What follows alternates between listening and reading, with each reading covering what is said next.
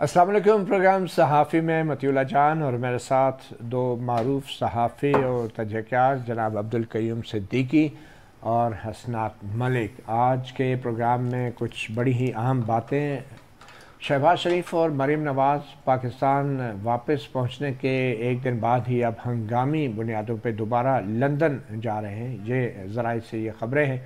और वो क्यों अचानक उनकी लंदन वापसी हो रही है, क्या नवाज़ शरीफ साहब अपनी वापसी के जो तारीख़ उन्होंने दी थी उस पर दोबारा गौर करेंगे या नहीं। और दूसरा मामला कि जो फुल कोर्ट का तहरीरी हुक्मनामा जारी हो गया है, जी प्रैक्टिस एंड प्रोसीजर पे, ये वो फुल कोर्ट थी जो 17 सितंबर को पीर के दिन बैठी थी। तमाम दुनिया ने बराह रास्त नशियात देखी थी। उसके तहरीरी हुक्मनामे में क्या है। और फिर वकला तंजीमों ने भी आज एक हंगामी मुलाकात की है चीफ़ जस्टिस से, बल्कि चीफ़ जस्टिस ने उन्हें बुलाया था और ये वहाँ पे बहस हुई है कि किस तरीके से जो मुकदमात का जल्द निपटाने का मामला है उसको हैंडल किया जा सकता है। और आखिर में हम बात करेंगे सहाफ़ी प्रोग्राम में दो सहाफ़ियों की, इमरान रियाज खान और अरशद शरीफ। इमरान रियाज खान क्यों नहीं मिल रहे और लाहौर हाई कोर्ट क्यों बज़ाहिर बेबस है। और फिर अरशद शरीफ का जो रियासती FIR की बुनियाद पे जो ट्रायल अदालत में हो रहा था उनके कत्ल का, उस ट्रायल को भी दाखिल दफ्तर कर दिया गया है। इसकी वजह क्या है और कौन इसका ज़िम्मेदार है, इस पर भी बात करेंगे।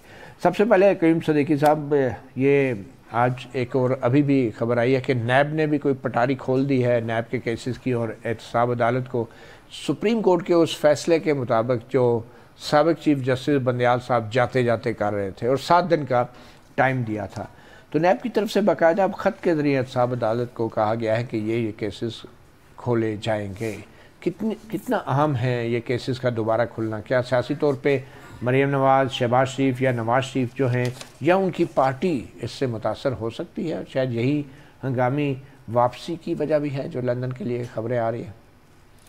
मेरा नहीं ख्याल है कि सिर्फ ये नैब के मुकदमात जो हैं वो खुलने की वजह से शायद उधर गए हैं। मतलब डिफरेंट एंगल हो सकते हैं, लेकिन जहाँ तक मैं अपनी बात करूँगा, मुझे नहीं पता कि हसनात साहब को कितना इस हवाले से ज़्यादा आगाही है। मुझे इस बात की आगाही नहीं है कि मुस्लिम लीग नून के या मरीम नवाज़ के और शहबाज शरीफ के कौन कौन से ऐसे मुकदमात हैं जो इस फैसले के बाइस खुल जाएंगे।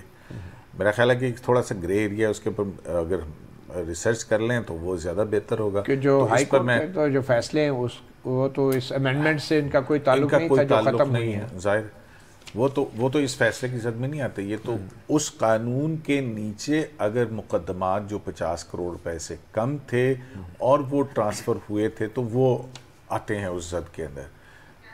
बाकी जो है वो दूसरा ये है कि बारे सबूत वाली बात है। जैसे कि पहले था, अब ये था कि नैब को पहले बारे सबूत इनिशियली साबित करना होता था कि ये आमदन से ज़ायद असासे हैं, तो वो कानून वापस गया है, तो बारे सबूत अब दोबारा मुलजिम के ऊपर आ गया है। तो ये वो देखने वाली चीज़ें होंगी कि भी उनमें कौन से ऐसे मुकदमात हैं। तो प्रैक्टिकली मेरे इल्म में नहीं है, तो मैं इस बारे में आपको कोई भी बात कहने से आजिज़ हूँ। ये कुछ प्ली बार्गेन के हवाले से कुछ अदाद शुमार तो आए हैं। 500 के करीब जो हैं रिटायर्ड और हाज़र सरकारी मुलाजमीन ने नैब से जो 7 अरब रुपए की प्ली बार्गेन की है। और ये भी ज़राए से हवाले से कहा, ये ज़ाहिद गशकोरी साहब की स्टोरी है कि इन अफसरान पे मुख्तलिफ नैयत के 50 अरब रुपए के 1452 मुख्तलिफ केसेस और इंक्वायरियाँ अभी हो रही हैं। तो ये इससे कोई सियासी माहौल पे भी असर पड़ सकता है। पीपल्स पार्टी भी है, क्योंकि आफ्टर ऑल ये जितने भी ब्यूरोक्रेट्स हैं इनका अल्टीमेटली तो कहीं ना कहीं ताना बाना जाके बड़े सियासतदानों से मिलता है। ज़ाहिर है मतियुल्लाह जान साहब, जो भी हैं, मतलब सिंध की सूरत हाल है, कुछ ऐसी शख्सियात हैं जिनके हवाले से प्ली बार्गेन शायद हो चुकी भी थी। और फिर जो नया कानून आया था उसमें यह था कि अगर प्ली बार्गेन हो जाए और उसकी किस्त अगर किस्तें जैसे बनती हैं और वो अदा ना करे तो वापस ट्रायल शुरू होगा। अब इसमें जो है वो वाक़तन एक कन्फ्यूजन बरकरार रहती है कि एक अगर ट्रायल कैसे दोबारा शुरू होगा जब वहाँ से ख़त्म हो गया हो, तो उसको रिवाइव करने के हवाले से जो है वो थोड़ा सा एक डिफ़िकल्ट प्रपोजिशन जो थी वो थी लीगली। तो अब देखें, इसके बाद फिर ये इन सब चीज़ों की जो है, बेशक नैब ने तो इम्प्लीमेंट करना है क्योंकि सुप्रीम कोर्ट ऑफ पाकिस्तान का ऑर्डर है, लेकिन वही प्रैक्टिस एंड प्रोसीजर के हवाले से जो है ये बात उससे लिंक करेगी और बिलखुसूस जस्टिस सरदार तारिक मसूद का ये फैसला कि ऐसे बेंचेस के फैसले जो इस प्रैक्टिस एंड प्रोसीजर के होते हुए अगर ये इसको वैलिड करार देते हैं तो वो कितने इफेक्ट होंगे। तो वो किस्मत जुड़ी हुई है सुप्रीम कोर्ट के इस प्रैक्टिस प्रोसीजर एक्ट के, क्योंकि जो भी बंदयाल साहब नैब तरमीम को ख़त्म करके गए तो उसके खिलाफ रिव्यू होना है या अपील होनी है, वो भी एक बड़ी अहम बात है। लेकिन ये जो खबर है हसनात साहब, ये नैब ने नवाज शरीफ, आसिफ जरदारी और दीगर सियासतदानों के 80 करप्शन केसेस बहाल करते हुए एहतसाब अदालत को इस्लामाबाद को ख़त लिख दिया है। अब ये तो 7 दिनों का टाइम था, सुप्रीम कोर्ट का हुक्म था, तो आपके ख्याल में ये एक रस्मी कार्रवाई है या ये बड़ी ही कोई ठोस कार्रवाई है और शायद इतना आसान ना हो अब इन केसेस को दोबारा, चाहे वो बेशक ही सुप्रीम कोर्ट में अपील या रिव्यू में इसकी समाअत शुरू भी हो जाए? देखिए, ये जो केसेस थे, बहुत सारे केसेस अगर देखें नून लीग के क़यादत के, वो इन्वेस्टिगेशन इंक्वायरी स्टेज पे थे। अभी साद रफ़ीक जो जिसमें जेल में रहे, ख्वाजा आसिफ रहे और लोग हैं, ये इनका केस चल रहा है शाहिद खाकान अब्बासी साहब का। तो जो मेन क़यादत है उनके शहबाज शरीफ साहब के कुछ केसेस हैं, उनके जो बच्चे हैं उनके केसेस हैं। लेकिन जो असल प्रॉब्लम है वो पीपल्स पार्टी को, आसिफ जरदारी साहब को है। ओमनी ग्रुप के जो केसेस हैं जिसमें प्ली बार्गेन चल रही थी और कुछ नेगोशिएशन हो रही थी नैब अदालतों में, वो रुक गई थी सारी चीज़ें। तो वहाँ जो है ज़्यादा मसले आने हैं। यहाँ जो मसला है वो एज सच उस तरह डायरेक्टली नहीं आना नून लीग पे, वो तो खैर, लेकिन ये चीज़ है कि वाज़ेह है कि जो इतलात थी कि बहुत से पीपल्स पार्टी के लोगों को नो फ्लाई लिस्ट पे भी डाला गया, वहाँ कुछ मिनिस्टर्स को नोटिस भी दिए गए, नैब के पीपल्स पार्टी के मिनिस्टर जो प्रोविंशियल मिनिस्टर थे, और इसके अलावा और भी वहाँ टेंशन है। लेकिन बड़े टैक्टफुली अभी पीपल्स पार्टी कर रही है। एक ये बात भी बड़ी अहम है कि बंदयाल साहब के एक और फैसले के ऊपर तो अमल दरामद नहीं हुआ था, लेकिन यहाँ वो रिटायर हो गए, उस फैसले पर अमल दरामद शुरू हो गया। ये भी ये बड़ी बात है। एक रिटायर्ड के फैसले पे सर्विंग लोग जो है अमल दरामद कर रहे हैं। नहीं, वो सुप्रीम कोर्ट की जजमेंट तो है ना। लेकिन इलेक्शन मैटर में जब वो मौजूद थे तो अमल दरामद नहीं था। आपने सही कहा, ये 2-1 का फैसला है। इसका चांसेस भी हैं कि मे बी डाउट भी हैं कि जी चांसेस हैं कि ये फैसला रिवर्स हो सकता है। अच्छा, लेकिन इसमें अमल दरामद इतनी जल्दी किया गया जिस पे बज़ाहिर ये लग रहा है कि बंदयाल साहब जाते जाते एस्टैब्लिशमेंट को बहुत मटेरियल दे गए, इतनी उनके लिए चीज़ें प्रोवाइड कर गए हैं कि अगर वो कोई सियासतदान कहे कि इलेक्शन जल्दी कराओ तो फिर एक केस है थोड़ा काफ़ी एम्यूनेशन देंगे, बहुत देंगे। बंदयाल साहब ने खिदमत अपनी पूरी चाहे जो भी है कि वो करके गए। अच्छा, अब ये 90 दिन में इलेक्शन कराने का जो मामला है वो भी सुप्रीम कोर्ट में है। क्या ये जो अचानक से ये हंगामी वापसी हो रही है मरीम नवाज़ और शहबाज शरीफ की, कुछ खबरें ये भी हैं कि शायद सुप्रीम कोर्ट जो है इस मामले को अब फौरी तौर पे टेकअप भी कर सकती है, और इन खबरों की बुनियाद पे इलेक्शन कमीशन भी सोच रहा है कि अगर तारीख जो है इलेक्शन की ताख़ीर से ही सही लेकिन दे दी जाए तो फिर क्या सुप्रीम कोर्ट मुदाखलत कर सकेगी? देखिए, अब इसमें कहना खबर उस वक्त है, मे बी अगले हफ्ते की कॉल लिस्ट भी अभी जारी नहीं हुई, 184(3) के केस लगाए जा सकते हैं। लेकिन ये है कि supreme court practice and future act का फाइनल फैसला है, मे बी उसके बाद इसको डिसाइड लगाया जाए। लेकिन एक है कि जी चीफ जस्टिस मुशावरत से सारे काम करेंगे, तो 184(3) का ये जो केस है 90 दिन का, इसमें 5 रुकनी बेंच वो बना सकते हैं काजी फैसल साहब इजाजुल अहसन जैसे सरदार तारिक की मुशावरत करके। तो अगला हफ्ता, लेकिन फिर ये अगला हफ्ता क्या, फिर तो ये 3 अक्टूबर तक फिर शुरू में आए बड़ी स्पीड में थे और फिर 3 अक्टूबर की तारीख रख दी। ये क्या हुआ? वो मंसूर अली शाह साहब चले गए अमेरिका 10 दिन, वो एक नॉन अवेलेबिलिटी है, एक वो भी है बात। लेकिन देखें मतीउल्लाह जान साहब, ये जो प्रैक्टिस एंड प्रोसीजर एक्ट है ना, इससे बहुत सारी चीज़ें इसके अंदर तय होनी है। देखिए, ये बहुत रेयरली है कि फुल कोर्ट बैठ जाए, तो अब फुल कोर्ट बैठ गया है। फुल कोर्ट के सामने आपने देखा ना कि बार बार एक सवाल पूछा तो बिल्कुल ही बैठ गया है ना जी, 3 अक्टूबर की तारीख डाल गई है। कोई बात नहीं, कुछ नहीं होता 7 दिन से। अच्छा, ये जो अपना है ना 184(3), वो बार बार जज से पूछ रहे हैं ना कि आप जो आ रहे हैं, ये दरवाज़ा आप खटखटा रहे हैं आप, तो हम इस दरवाजे को खोलने से पहले तो ये सबसे पहली हर्डल है ये करें। तो इसका मतलब है कि 184(3) के पैरामीटर्स और कॉन्टोर्स इसमें तय होंगे फुल कोर्ट के अंदर। चलें क्यों, ये तो इशू नहीं है, अब वापस असल इशू पे आते ये हैं। बहुत बड़ा इशू है, क्या बात कर रहे हैं आप अब यार। सवाल ये है कि ये जो हंगामी आनियां जानियां हो रही हैं रोशनी के अंदर फिर आगे चलेंगी 184(3) ये 90 दिन के जब अंदर तक प्रैक्टिस एंड प्रोसीजर एक्ट का फैसला नहीं होता कोई और 184(3) की पिटीशन नहीं लगनी चाहिए। ये 90 दिन की इलेक्शन वाली भी नहीं लगेगी, कोई भी नहीं लगनी चाहिए, जो मर्जी हो। लेकिन और हाँ, जब दूसरी देखें डिसाइड कर लेना, बहुत ये बहुत बड़ा सवाल है मतीउल्लाह जान क्योंकि साहब। ये तय नहीं होगा कि अपील होगी या रिव्यू होगा।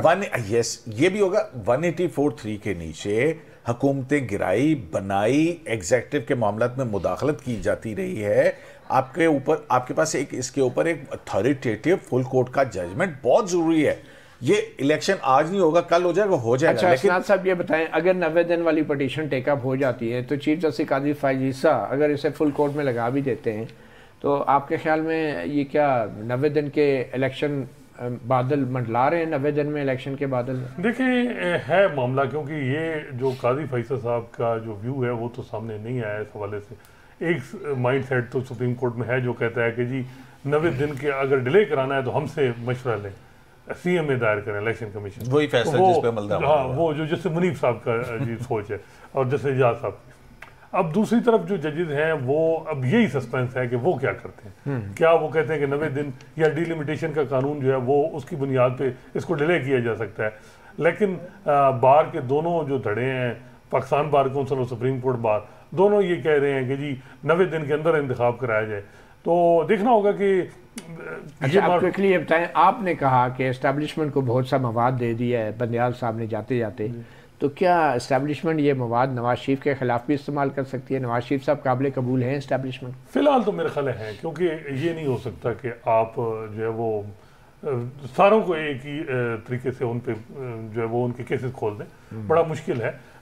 इस वक्त जो सारा फोकस वो पीटीआई होगा मेन, और फिर पीपल्स पार्टी को जो है, लेकिन अदर अभी तक पीपल्स पार्टी जो है वो देखिए मतलब इसमें एक जो सूरत हाल बनती ना, जो आपने पहले अपने सवाल के अंदर इशारा किया था और हम भूल गए उसमें, वो ये था कि अगर इलेक्शन कमीशन ऑफ पाकिस्तान कोई डेट अपॉइंट कर देता है तो फिर कोर्ट की इंटरवेंशन का जो मामला है ना वो कैसे होगा? मुश्किल हो जाएगी, मुश्किल हो जाएगी। चाहे बेशक थोड़ा जल्दी या लेट कर दे, लेकिन तारीख अगर आ गई, जान साहब, मैं अगर इलेक्शन कमीशन और हो सकता है इलेक्शन कमीशन कोई तारीख देने का सोच रहा हूँ,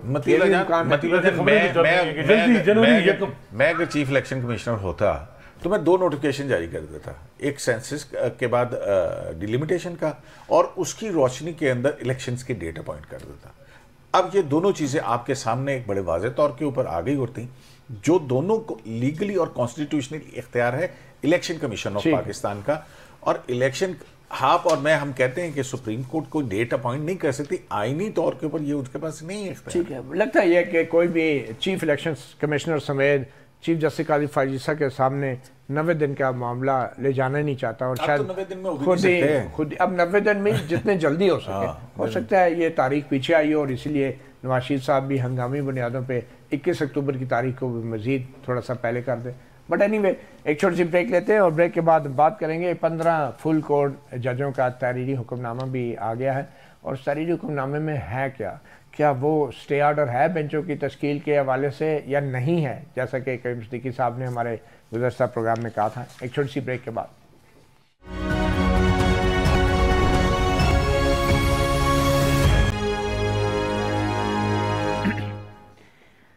वेलकम बैक। सहाफ़ी प्रोग्राम में अब बात होगी 2 सीनियर सहाफ़ियों की, हसनात मलिक साहब, इमरान रियाज खान। अब तो कितने माह से वो लापता हैं, और ये बहुत बड़ा सवालिया निशान है हमारी हुकूमत पे, हमारी इंतज़ामिया पे, हमारे निज़ाम अदल पे। और आज chief justice Lahore high court ने एक बार फिर मोहलत दी है उनकी बाजियाबी के लिए, क्योंकि लाहौर हाई कोर्ट में मामला चल रहा था उनका, और अरशद शरीफ उस इमरान रियाज मरहूम के वकील की कंसेंट से मज़ीद 1 हफ़्ते का टाइम दे दिया है। आपके ख्याल में क्या चल रहा है? अदालतें क्या बार बार वक्त तो देती हैं, फैसले क्यों नहीं देती? देखिए मतीउल्लाह जान साहब, ये सारी तबाही तो जस्टिस बंदियाल साहब के टेन्योर में हुई, और पूरी अथॉरिटी अंडरमाइन हुई आला अदलिया की। हाई कोर्ट और सुप्रीम कोर्ट फैसले दे, उस पर कोई अमल दरामद नहीं होता। बताया जा रहा है कि जस्टिस अतर मिनल्ला ने एक ख़त लिखा था चीफ जस्टिस बंदियाल को और सारे जजेस को, कि आप मिसिंग पर्सन का केस और मिनॉरिटीज़ के राइट के वाले से मामला ये टेकअप करें, सो मोटो लें और फुल कोर्ट बिठाएं। और उसमें यही कंसिडरेशन थी इमरान रियाज वाला मामला, तो बंदयाल साहब ने नहीं टेकअप किया, सो मोटो नहीं लिया। एक जज साहब ने, जस्टिस मज़ाहिर साहब ने उनको लेटर लिखा था, तो उस पर उन्होंने वो करप्शन वाले मैटर पे जब ये पीडीएम गवर्नमेंट आई थी तो सो मोटो लिया था। लेकिन इनके जो जस्टिस अतर साहब का जो लेटर था उस पर नहीं उन्होंने सो मोटो लिया। गालबन एक वजह फुल कोर्ट है, फुल कोर्ट वो बनाना नहीं चाह रहे होंगे, लेकिन 5 लोग नहीं बना देते, नहीं बना। तो अब जो सूरत हाल है वो ये है कि जो बंदयाल साहब के सामने भी जिस तरह जाते थे लोग, तो वो कहते थे सब्र करें। अब यहाँ भी आज बताया जा रहा है कि लाहौर हाई कोर्ट के चीफ जस्टिस ने भी कहा कि हमारा सब्र का पैमाना लबरेज हो रहा है और ये वो। तो ये बड़ा ऐसे केस, टेस्ट केस होते हैं जब अगर आप इंटरवीन हो, अदालत करे, तो फिर कोई मीनिंगफुल आर्डर करने चाहिए। नहीं तो फिर ये है कि इस तरह तो फिर जो है वो अगर आप इस किस्म की हियरिंग होगी तो उससे ये है लोग मायूसी फैलेगी और जो लोगों में पहले ही कॉन्फिडेंस ख़त्म हो चुका है अदालत पे, ये अगर इस तरह की प्रोसीडिंग होगी तो मज़ीद जो है वो लोगों का कॉन्फिडेंस शटर होगा। चलें, अदालत पे तो कॉन्फिडेंस हमेशा से एक सवाल निशान रहा है, मगर कईम सिद्दीकी साहब, हमारी जो हुकूमतें हैं, जो मुंतखब हुकूमतें हैं, जो करोड़ों वोट लेकर आती हैं, बशमूल इमरान खान के, उसके दौर में भी बहुत कुछ हुआ सहाफ़ियों के साथ, मीडिया के साथ, कुछ भी नहीं, अभी तक उसका कोई मंतकी नतीजा या तफ्तीश नहीं हुई। मुझे ये बताएं कि आजकल जो निगरान हुकूमत है उसमें तो हमारे एक सहाफ़ी भाई वज़ीर हैं, वज़ीर इत्तलात व नशियात हैं, तो क्या हुकूमतें भी बेबस हैं इस मामले में? हुकूमतों को क्या करना चाहिए? वैसे हुकूमतों की ज़िम्मेदारी है और जान व माल का तहफ़्फ़ुज़ हर शहरी का। आप ये भूल जाएं कि कोई सहाफ़ी है या नहीं है, वो इस मुल्क का शहरी तो है ना, और शहरी के बुनियादी हकूक़ हैं, राइट टू लाइफ है उसका, और अगर आपने उसका राइट टू लाइफ का वो करना है तो उसके लिए बग़ैर कानूनी प्रोसीजर के आप कैसे कर सकते हैं? इसीलिए है कि अगर कोई अथॉरिटी उसको उठाती है तो उसको फ़ौरन 24 घंटे में मजिस्ट्रेट के सामने पेश करना चाहिए। जो भी कोई भी किस्म का इल्ज़ाम है, मैं और आप नहीं डिसाइड कर सकते इल्ज़ाम दुरुस्त है या गलत है, लेकिन उसको पेश करना ये तो रियासत की ज़िम्मेदारी है ना। जानो माल का तहफ़्फ़ुज़ ये तो रियासत की ज़िम्मेदारी है, और उसमें जो भी रियासत के अंदर है वो कोई हमारा सहाफ़ी भाई है या हमारा सहाफ़ी भाई नहीं है या कोई और मिनिस्टर है, कोई नहीं है, तो ये वज़ारत दाखिला की ज़िम्मेदारी है कि वो करे। हाँ, अब बात आ गई अदलिया की। अदलिया, आपको याद होगा मतीउल्लाह जान साहब, इफ्तिखार मोहम्मद चौधरी के दौर के अंदर अडियाला जेल से 11 कैदी जो हैं वो रिहा हुए थे या क्या हुआ था, ठीक है ना। उसके बाद पता लगा वो मिसिंग हो गए, अगवा हो गए थे अडियाला जेल के बाहर से ही। अब नहीं पता कि कौन लोग कहाँ गए हैं। और आपको याद होगा आखिरी दिन जब सुप्रीम कोर्ट ने दबाव डाला था तो हेलीकॉप्टर्स पे लोगों को लाया गया था वहाँ पे सुप्रीम कोर्ट ऑफ पाकिस्तान के अंदर। और उस वक्त डिप्टी अटॉर्नी जनरल राजा अरशाद थे, उन्होंने ये बयान दिया था कि ये लोग कबायली इलाकों से पकड़े गए फौज पे हमले करते हुए। हाँ, मतलब ऑपरेशन एरियाज के अंदर रखे हैं, वहाँ पे इंटरनमेंट सेंटर्स वाला केस है, बड़ा इंपॉर्टेंट केस है। तो क्या वो शहरी आज़ादियों के कुछ नहीं लगा ही नहीं। देखिए, अब यही तो मसला है ना मतीउल्लाह जान, वो यही सारा फोकस ये हो कि नैब के केसेस रिवाइज करने, आखिरी भी आप लेगेसी ये बना के जाए कि केस और लगना तो चाहिए। केस इन केसेस में मुझे ये बताएं, अब एक फैसला बताएं। अभी हम अरशद शरीफ साहब वाले केस पे आते हैं। बंदयाल साहब ने बड़ी 43 दिन के बाद एक तो नोटिस लिया और उसके बाद हियरिंग्स भी हुई और कुछ भी नहीं। क्या सुप्रीम कोर्ट और सुप्रीम कोर्ट का चीफ जस्टिस इतना बेबस होता है जितना चीफ जस्टिस बंदयाल थे? और आपको काजी फैज़ल साहब से क्या तवक्कुआ है? बिल्कुल, काजी फैज़ल साहब को ये टेकअप करना चाहिए। जब वो बीइंग जज थे तो उनके बड़े कंसर्न थे कि जी फ्रीडम ऑफ प्रेस और फ्रीडम ऑफ मीडिया पे, तो ये जो इशू है ये क्लासिक केस है अरशद शरीफ साहब वाला, और पूछना चाहिए कि उनको कहाँ से, पेशावर से किस तरह भेजा गया, कम से कम पाकिस्तान में किन हालात में वो थ्रेट के कहाँ से जारी हुआ, वो रिपोर्ट भी बल्कि आ चुकी है। सारी लोगों के अवाम के सामने सारी चीज़ें आ जानी चाहिए कि किसने की है। तो मेरा ख्याल है कि टेकअप उस मामले को सो मोटो वो ऑलरेडी ले चुकी है सुप्रीम कोर्ट, वो मामला टेकअप करना चाहिए और मीनिंगफुल हियरिंग होनी चाहिए। ये तो नहीं हो सकता। और अब तो जो उनका ट्रायल चल रहा था नीचे अदालत में, वो ट्रायल भी दाखिल दफ्तर हो गया है। ये जो मर्डर ट्रायल था वो रियासत की जो FIR उस पे किसी ने तवज्जो ही नहीं दी ना। जब यही मसला एक ये भी होता है कि जब सुप्रीम कोर्ट सो मोटो लेती है तो नीचे जो है वो कोई उस तरफ तवज्जो नहीं, फैमिली ने भी उस तरफ, उन्होंने कहा कि सो मोटो के सुप्रीम कोर्ट ने इसमें मामले को टेकअप कर, और वैसे भी FIR जो वो कटवाना चाह रहे थे वो कटी नहीं। हाँ, ये मामला भी है कि वो करीम साहब आप क्या कहते हैं अरशद शरीफ के मामले पे जो सो मोटो पेंडिंग है अभी, तो सुप्रीम कोर्ट को क्या इस हवाले से कर सकती है? मतीउल्लाह जान साहब, आप भी जानते हैं, मैं भी जानता हूँ कि इन्वेस्टिगेशन और एडजुडिकेशन ये दो मुख्तलिफ मामले हैं, और जब सुपरवाइज करेगी तो किसी के भी राइट्स जो हैं प्रेजुडिस नहीं हो सकते। आपने देखा जब भी फैसले देते हैं, आप कह रहे हैं तो हुकूमत की prejudice- बेसिक जिम्मेदारी ये है। बुनियादी तौर पे हुकूमत की जिम्मेदारी है। FIR उसके पास है, ये केस दाखिल दफ्तर नहीं होना चाहिए। कोई लवाहकीन अगर आ रहे हैं, उनकी हो सकता है कोई लिमिटेशन हो, लेकिन रियासत की क्या लिमिटेशंस हैं कि उसके एक शहरी के हवाले से ये फैक्ट सामने आने चाहिए। ये कोई मतलब इसके ऊपर दूसरी राय नहीं है, क्योंकि ये ज़्यादा रोल इन्वेस्टिगेशन एजेंसीज का, और जहाँ पे जो भी उस केस के दो हिस्से हैं, एक ज़ाहिर है आपकी जो जुरिस्डिक्शनल इश्यूज हैं उसके हवाले से हैं, लेकिन एक इशू तो यहाँ पे है ना, यहाँ पे तो लोग क्लेम करते रहे हैं। आपको याद होगा लास्ट मार्च के अंदर जो अरशद शरीफ की अहलिया थी, उनके वकील की जानिब से, उनकी वालदा की जानिब से जो है वो ये कहा गया था कि इन्वेस्टिगेशन इदारे इन लोगों से जो है वो तस्दीक करें, क्योंकि ये उस हवाले से बयान दे चुके हैं। बिल्कुल जी हाँ, जिसके अंदर फैसल वार्डर का नाम था, इमरान खान साहब का नाम था, मुराद सईद साहब का नाम था, जनरल फैज जी। वो इमरान कहाँ है हमारे इदारे, क्यों नहीं कर रहे? बेंच ने वो डिटेन ही नहीं की वो दरख्वास्त, बेंच ने ठीक किया, और कहा कि आप पुलिस को दे दें। ये बंदियाल साहब ने कहा पुलिस को दे दें। सुप्रीम कोर्ट ने सो मोटो क्यों लिया? फिर ये सो मोटो के ऊपर घंटों घंटों फुल कोर्ट बैठ के डिस्कस करती है कि सो मोटो में ऐसे होना चाहिए, सो मोटो में वैसे होना चाहिए, और जिन लोगों के लिए ये सो मोटो आइन में रखा गया था उन लोगों के केसेस भी नहीं टेकअप होते। ये बड़ी ही बदकिस्मती की बात है। बहुत शुक्रिया हसनत मलिक और करीम सिद्दीकी आपका, लेकिन हम सिर्फ उम्मीद ही कर सकते हैं, बल्कि दुआ करते हैं कि इमरान रियाज खान जो हैं वो खैर आफियत से वापस आ जाएं, और अरशद शरीफ के जो कातिल हैं वो पकड़े जाएं। कम से कम अगर वो पकड़े नहीं जाते तो जो मुलव्वस हैं लोग इस तमाम साजिश में, तो कम से कम उनको ज़रूर बेनकाब किया जाए।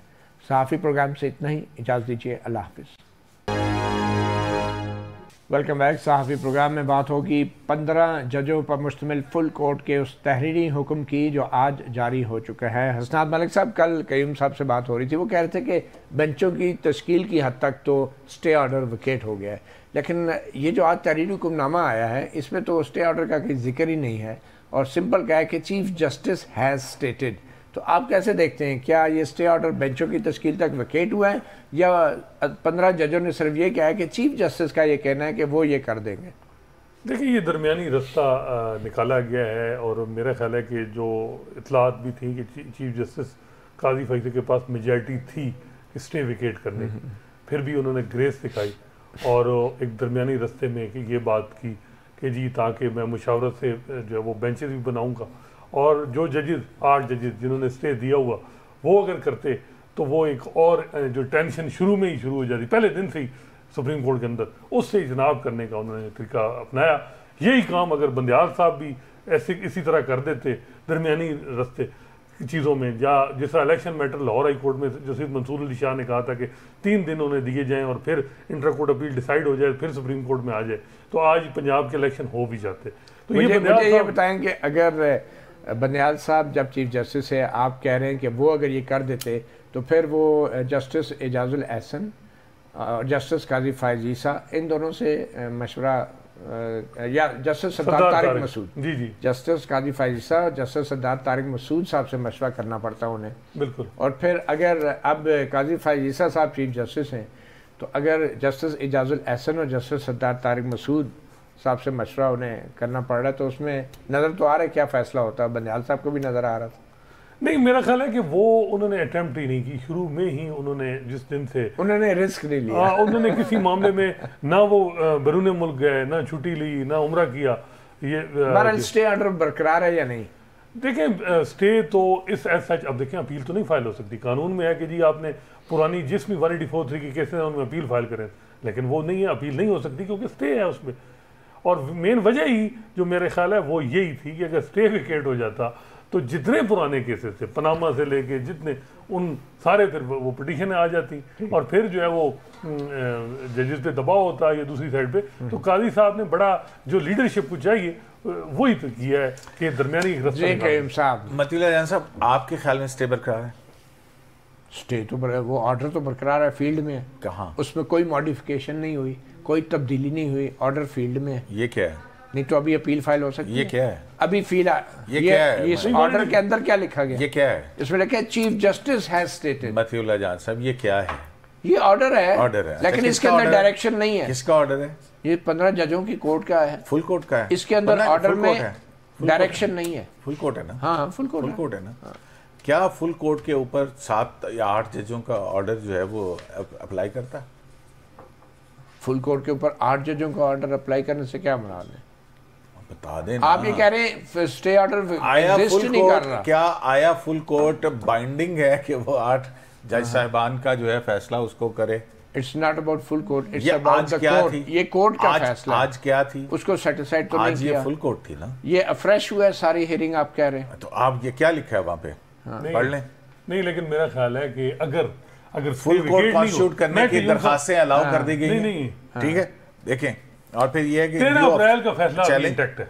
अभी इंटैक्ट है। कहाँ तक इंटैक्ट? तो बेंचेस कैसे बन रहे हैं? फिर नहीं, वो तो चीफ जस्टिस के ऊपर तो नहीं था ना वो। नहीं, कयूम साहब क्यों नहीं था? उसने वॉलंटरली किया है। चीफ जस्टिस अपना इख्तियार इस्तेमाल कर रहा है as a master of the roster कि वो किसी से बात करता है नहीं, किसी से सरगोशी करता है नहीं, इससे उसको तो कोई। अच्छा, मुझे एक बात तो चले, ठीक है, हो गया। एक मिनट, लेकिन जो अपील का मामला है ना, अपील का मामला किधर है? फिर क्यों नहीं अपील दायर हो रही? मैंने क्या कहा? पनामा पे करें फिर। मैंने क्या कहा? आपने कहा बेंचों की हद तक हो गया ना, तो फिर ठीक हो गया, तो आप जाएं अपील डालें ना। इसके अंदर अपील हो सकती है? बिल्कुल हो सकती है, मेरी इंटरप्रिटेशन के मुताबिक। मतीउल्लाह जान जाएं डालें। देखें, बात ये देखें ना, बात ये है कि आप मुझे बता दीजिए कि बेंचेस की तश्कील जो है, आप भी हैं, आप भी बड़े माशाल्लाह सीजन जर्नलिस्ट हैं, एडमिनिस्ट्रेटिव मामला है या कौन सा मामला है? या जुडिशियल मामला? एडमिनिस्ट्रेटिव मामला है ना। एडमिनिस्ट्रेटिव मामला जो है, क्या एडमिनिस्ट्रेटिव साइड पे किसी जुडिशियल ऑर्डर को इधर उधर किया जा सकता है? नहीं। देखिए, अब ये जुडिशियल ऑर्डर है, इसमें मुशावरत तो होगी। ये जुडिशियल ऑर्डर चीफ जस्टिस पे बाइंडिंग नहीं था। चीफ जस्टिस ने सिर्फ ये ऐलान किया है कि मैं सरगोशी करके बेंच बनाऊंगा, मास्टर ऑफ द रोस्टर। अभी as a master of the roster उन्होंने बेंच बनाए, नॉट एज अ कमेटी। किसी कमेटी का कोई नोटिफिकेशन नहीं है। किधर है नोटिफिकेशन? किधर है कमेटी? किधर है रूल्स? किधर है उस कमेटी का? मेरी कमेटी का नोटिफिकेशन कहाँ है? मेरी इंटरप्रिटेशन के मुताबिक, ठीक है, अब ये देखना है कि चैलेंज हुआ हुआ है, उसकी वैलिडिटी जब तक डिटरमिन नहीं होगी उस वक्त तक मेरे ख्याल में ये इन फील्ड है। चलें, अब मुझे ये बताइए, जो तहरीरी दलाइल तलब किए हैं असनाद मलिक साहब, ये कहा जा रहा है कि मेंटेनेबिलिटी, इनके काबिल समात होने या ना होने से, तो आपके ख्याल में ये मेंटेनेबिलिटी के ऊपर ही इन पटिशंस का फैसला हो सकता है? देखिए, जस्टिस काजी फैसला का बार बार यही मेंटेनेबिलिटी पे सवाल उठ रहे थे, और उन जस्टिस मंसूर अली शाह ने भी नैब लॉ अमेंडमेंट केस में भी यही मेंटेनेबिलिटी पे इसी किस्म के सवाल उठाए, और उन्होंने उस दिन भी उठाए। तो एक कुछ जजेस हैं जो सुप्रीम कोर्ट में वो ये कह रहे हैं कि मेंटेनेबल भी हैं या नहीं, या ये मामला हाई कोर्ट में जाना चाहिए, ये भी एक बात हो रही है। लेकिन जो बहुत से दूसरी तरफ जजेस हैं वो कहते हैं कि जी मेंटेनेबल है, सुप्रीम कोर्ट का मामला हाई कोर्ट कैसे जाए। हालांकि आपको याद है गुलजार साहब के टेनोर में एक पटिशन सुप्रीम कोर्ट ने डाली इस्लामाबाद हाई कोर्ट में कि जी हमसे पाकिस्तान इंफॉर्मेशन कमीशन ने डिटेल मांगी है कि हमारे स्टाफ के बारे में, तो वो कहीं हम पे कंटेम्प्ट ना कर दें, तो इस्लामाबाद हाई कोर्ट जो है वो स्टे दे दे, और वो केस लगा भी था जैसे अतर मिनल्लाह उस वक्त चीफ जस्टिस। तो ये जो एक बात है ना, मुझे जो लग रहा है कि काजी फायद ईसा वो चाह रहे हैं कि हाई कोर्ट को स्ट्रेंथन किया जाए और हर मामला 199 में जाए, न कि डायरेक्टली सुप्रीम कोर्ट में 184(3)। तो आप ये कह रहे हैं, हो ये गया है कि इमरान खान साहब ने गुज़िश्ता 1.25 साल में तकरीबन 15 के करीब पीटीआई और इमरान खान ने पिटीशन डाली है सुप्रीम कोर्ट ने डायरेक्टली 184। इसका मतलब यह है कि जरूरी नहीं है कि पार्लियामेंट का जो कानून साजी का अख्तियार है उस हवाले से सुप्रीम कोर्ट कोई फैसला दे। सुप्रीम कोर्ट में ये भी कह सकती है कि ये दरख्वास्तें ही काबिल समात नहीं है, बात खत्म। देखें, वो बजाय इसके कि इसको होल्ड करें कि जी पार्लियामेंट कानून बना सकती है और एक डिक्लेरेशन दे, तो ये एक ऐसा चीज़ है कि जिसमें वो मेंटेनेबल ही नहीं है, इसमें मेंटेनेबल होता तो फिर पार्लियामेंट के इख्तियार की बात नहीं, वो तो फिर हाई कोर्ट में जाए। देखिए ना, इसके ऊपर मेंटेनेबल क्यों नहीं है, उसमें मतलब जैसे बहुत कुछ आएगा। देख मैं सिर्फ मेंटेनेबिलिटी के ऊपर भी अगर होगा ना, उन्होंने पूरा हाँ सब कुछ जो है ना पढ़ाया, पूरा एक्ट पढ़ाया ना उसके अंदर, और फिर उसमें और वैसे है तो ये फुल कोर्ट, ये बात जो कह रहे हैं फुल कोर्ट है, ठीक है, पिछले कोई फैसले इस पे लागू नहीं होते। तो मैं यही बस बहुत शुक्रिया मतलब सब आपका। तो ये जो बात है ना, इसमें 1843 फुल कोर्ट है, बैठी हुई है कि इसके पैरामीटर्स क्या होंगे। एक जुडिशियल ऑर्डर की सूरत में जो है वो प्रेसिडेंट आएगी सामने, जब भी कोई जाएगा दरवाज़ा खटखटाने के लिए ना अदालत का, तो वो कहेगा कि ये फुल कोर्ट के अंदर ये 1843 के उस पे मैं पूरा उतरता हूँ, तो मैं दरवाज़ा, क्योंकि बार बार कोर्ट जो है वो ये कह रही थी कि ये एक ओरिजिनल जुरिस्डिक्शन है जो पब्लिक इम्पोर्टेंस और इन्फोर्समेंट ऑफ फंडामेंटल राइट्स के हवाले से। ठीक, मसला दूसरा अहम मसला लगता है नए चीफ जस्टिस फायज ईसा को जो है जल्द इंसाफ की भी बड़ी जल्दी है, और बड़े हंगामी बुनियादों पे वकला तंजीमों, बार काउंसिल, बार एसोसिएशन के नुमाइंदों से आज उन्होंने डिटेल डिस्कशन की, 3 घंटे शायद ये सिटिंग हुई है, उनसे तजावीज़ मांगी है कि किस तरह, और उनके जो तजावीज़ थी आज सिर्फ एक नुक्ते पे महदूद थी कि जो केस फ्लो मैनेजमेंट है, यानी जो दरख्वास्तें आती हैं उनको किस तरह सुना जाए, कितने जल्दी सुना जाए और कितने जल्दी जो है उनको एंटरटेन किया जा सके। तो आप नहीं समझते कि ये जल्द इंसाफ के राह में तो खुद वकला सबसे बड़ी रुकावट हैं? देखिए, इसी वजह से ऑनरशिप उनकी ली जा रही है, उनसे कहा जा रहा है कि आप रिटर्न दें और ये रिटर्न सजेशन देंगे, फिर उस पर हम करेंगे। तो मेरा ख्याल है कि ये अच्छी बात है। केस फ्लो मैनेजमेंट की क्यों जरूरत पड़ी इसमें? पेंडेंसी जो सुप्रीम कोर्ट में अभी आप देखें, पेंडेंसी के अलावा जो कुछ दरख्वास्तें पहले लग जाती हैं, बाद में लगती हैं, केस मैनेजमेंट सिस्टम ही नहीं है। हर कुछ बार बार कहते हैं ना कि अब जैसे चीफ जस्टिस काजी फैज साहब कह रहे थे ना, आप ये कह रहे हैं कि ये इख्तियार मेरे पास होना चाहिए, ठीक है, मेरी मर्जी, मैं केस लगाऊं ना लगाऊं, अभी मैं ये उठा के फेंक दूं कहीं सर्द खाने के अंदर, तो कौन मुझे पूछ लेगा? अकाउंटेबिलिटी होनी चाहिए ना। तो ये बड़ी इंपॉर्टेंट चीज़ है मतलब जान साहब। हम देखें कि जो पिछले दौर के अंदर रहा 4 साल के अंदर, ना मुशर्रफ की अपील लगी, ना पाकिस्तान बार काउंसिल की अपील लगी, ना जो है वो जो वकार सेठ के फैसलों की लगी, और अगर वकार सेठ साहब की अपनी लगी, मतलब है कि आपने भाई मैंने अगर गया हूँ अदालत के अंदर, मुझे या डिसमिस करो या वो करो, और उसके अंदर अगर एक टाइम पीरियड मुकर्रर हो कि कैसे केस में। अब ऐसा होता कि आपने देखा कि जब लास्ट दिनों के अंदर बंदयाल साहब ने सिर्फ किया क्या, जो इन्फ्रक्चर्स हो चुकी हुई थी सारी दरखास्तें, वो लगा के जो है ना वो केसेस की तादाद बढ़ाई जा रही थी। भाई अब क्या लगाने की जरूरत?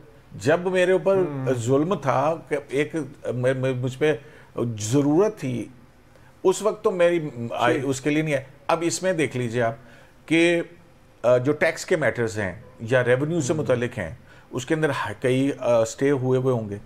भाई अगर कोई कब से पड़े हैं, कोई कौमी खजाने को नुकसान हो रहा है, मतलब सिर्फ एक सुओ मोटो नोटिस जो अपना वो जो रजिस्टर वो नहीं, वो व्हाट्सएप मैसेज के ऊपर लिया था, काजी फैसल ने एक खत लिखा था, उसके अंदर सारी डिटेल्स थी कि साकिब निसार साहब ने लिया था, और उससे कौमी खजाने को 100 बिलियन मोबाइल कंपनी का जो टैक्स 100 अरब रुपए के टैक्स की जो है वो नुकसान पहुंच जाता, नुकसान हो गया था 100। तो ये जो इस किस्म के स्टेज जो है, अगर स्टे हो गया है तो आप उस स्टे को जल्द से जल्द कम से कम 7 दिन या 8 दिन, बिल्कुल सही, उसके बाद उस केस का फैसला कर दिया। अच्छा, क्विकली एक और वकील साहब आबिद साकी साहब ने बताया कि चीफ जस्टिस साहब से किसी वकील ने कहा कि आप वो फैज़ाबाद धरना केस पे फैसले पे अमल दरामद कराएंगे, तो जस्टिस साहब ने कहा अगर मैंने ना कराया तो आप मेरे खिलाफ धरना देंगे। वो क्या लग रहा है? उन्होंने वैसे यही आबिद साकी साहब ने ये किया सवाल, बल्कि उनको कहा कि जी रिक्वेस्ट की कि जी आप फैज़ाबाद धरना के जो फैसला है उस पर अमल दरामद के लिए करें, मामला टेकअप करें। उसकी वैसे रिव्यू भी अभी पेंडिंग है, और रिव्यू जो है वही आता जज सुनता है, तो गाई साहब के पास वो केस लगेंगे और पूछा जाएगा कि भाई ये अमल दरामद क्यों नहीं हुआ। लेकिन मजे की बात है कि इरफान कादिर साहब वकील थे उसमें, उसके अलावा MKM के थे, PTI के और भी, वो ड्राफ्ट साहब भी थे उसमें, शेख रशीद साहब ने रिव्यू फाइल किया था, बहुत से रिव्यू फाइल हुए थे। एक छोटी सी ब्रेक जो इफेक्टेड पार्टी थी उसने नहीं किया था, बाकी सब ने किए थे। अफेक्टेड पार्टी जनरल फैज थे, उनको शायद जरूरत नहीं पड़ी उस वक्त, लेकिन अब शायद जरूरत पड़ी है। बट एनीवे एक छोटी सी ब्रेक लेते हैं, ब्रेक के बाद बात करेंगे दो सीनियर सहाफ़ियों की, इमरान रियाज खान और अरशद शरीफ शहीद।